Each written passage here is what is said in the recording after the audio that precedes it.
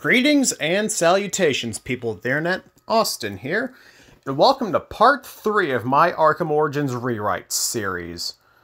I hope you've been enjoying this so far, because it's actually been kind of fun to make. More so than I initially thought it was going to be after I did this on a whim and some prodding by my friend on the Arkham Discord channel. But enough about that. Let's get into this part. If you need a refresher from last time, or just haven't watched that part yet, Batman had just defeated Lady Shiva after she had taken control of the GCPD, but not before she had murdered Commissioner Loeb. With this latest failure fueling his efforts, Bruce manages to reconnect the tracker he placed on Bane, and is heading out towards Bane's hideout to take him down once and for all before moving on to Sionis and Slade, who are the only people remaining outside of Firefly. So, Bruce immediately leaves the GCPD using the sewer system he entered in through when he gets a transmission that Firefly is holding people hostage on the Gotham Pioneers Bridge and that the cops are about to breach. Bruce immediately heads over there in order to confront Firefly and stop the GCPD officers from making things worse. After taking out the guards to the bridge entrance, he confronts Gordon, who is more pissed at Batman than ever since he partially blames Loeb's death on him, as well as the events of tonight with all the assassins' tomfoolery and all that jazz. Bruce tries to get Gordon to call off his men, but Gordon isn't having it, and Brandon's team breaches and enters the building, much to Bruce's irritation.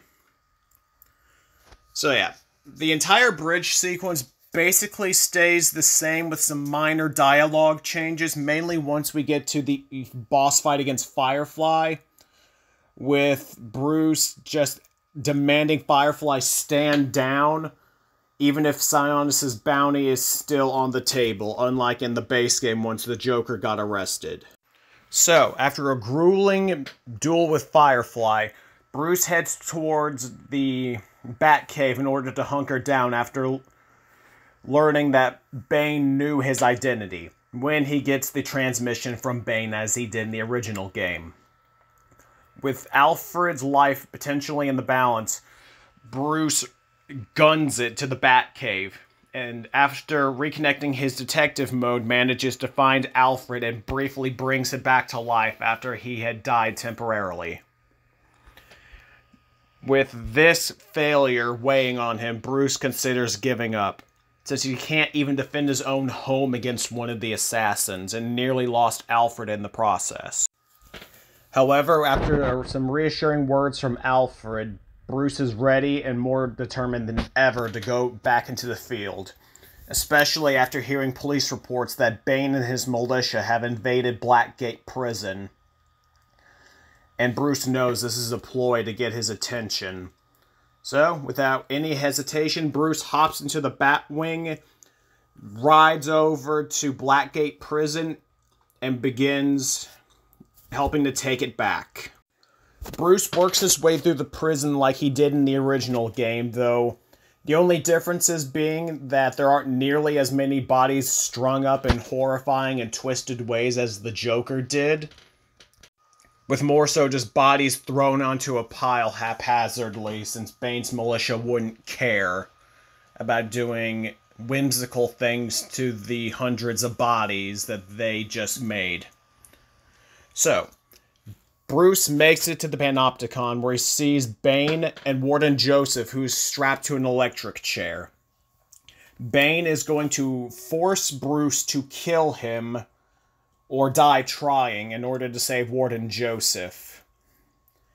So, their boss fight begins, and it's the same thing as in the original. Gordon comes in halfway through to free Warden Joseph.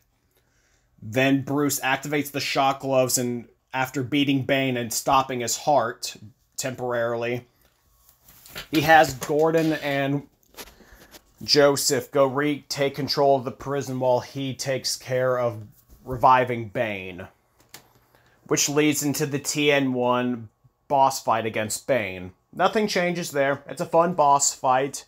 Even if I would have preferred Bane had kept his mask on instead of seeing his face. You know what? Screw it. I'm adding this in now. Bane doesn't take off his mask during the second and third boss fight. He's still masked. I don't know why he decided to take it off during that boss fight. Maybe so Bruce could get a look at the face of his killer. I don't know, but that's besides the point. Bane is still masked. Moving on. So, fresh off his victory against Bane, who has now suffered massive amounts of memory loss and no longer remembers that Bruce is Batman, he's about to go join Warden Joseph and Gordon in reclaiming control of the prison when he's ambushed by Slade and knocked unconscious. So, Bruce later wakes up strapped to a gurney with wires attached to it, with seemingly a generator nearby if his ears are picking up the direct sound. Sionis and Slade walk in from just out of eyesight. Sionis periodically hitting a button, shocking Bruce with a couple hundred volts each time, lamenting the fact he can't hear Bruce scream longer since he's on a timetable. But he just wanted to get in a few shots, and killing him wouldn't give him nearly as much satisfaction as torturing him would. Hence why he's still alive.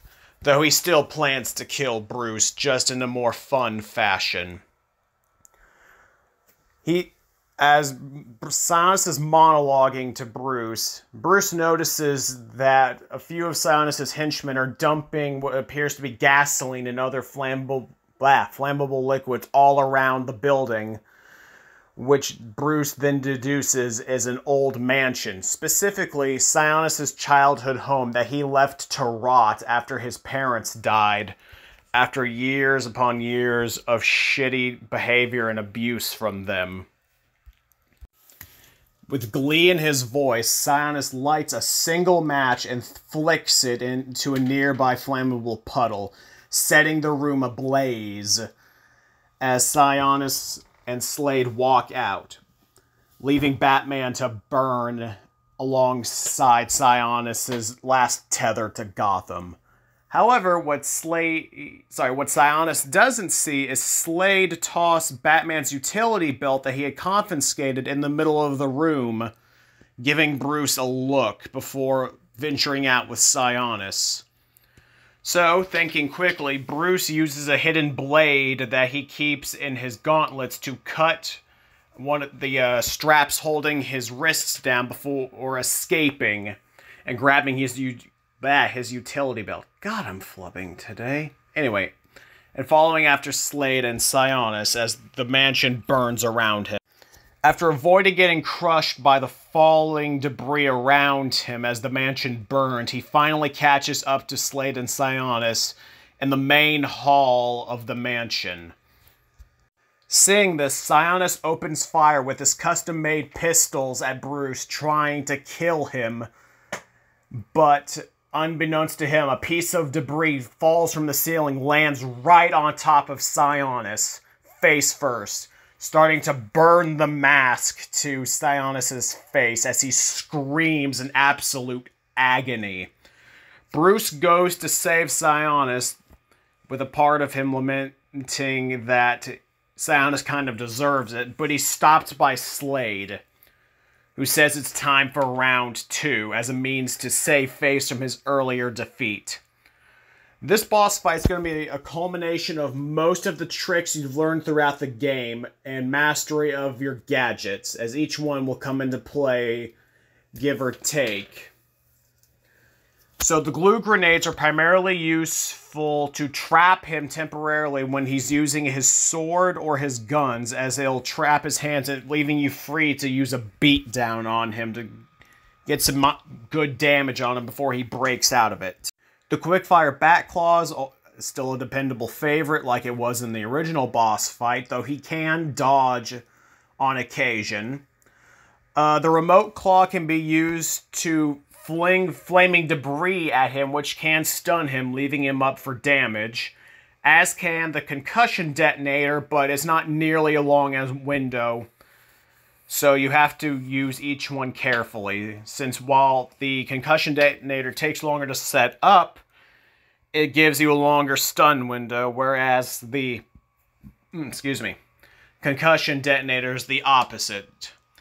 The shock gloves can bypass his defenses directly, but it has a battery life, so you have to use it sparingly.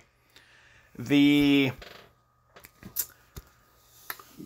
explosive gel can knock him off balance depending on if it's in his radius, but it's probably the least useful gadget to use against him in this boss fight, and Slade is primarily pretty mobile, all things considered.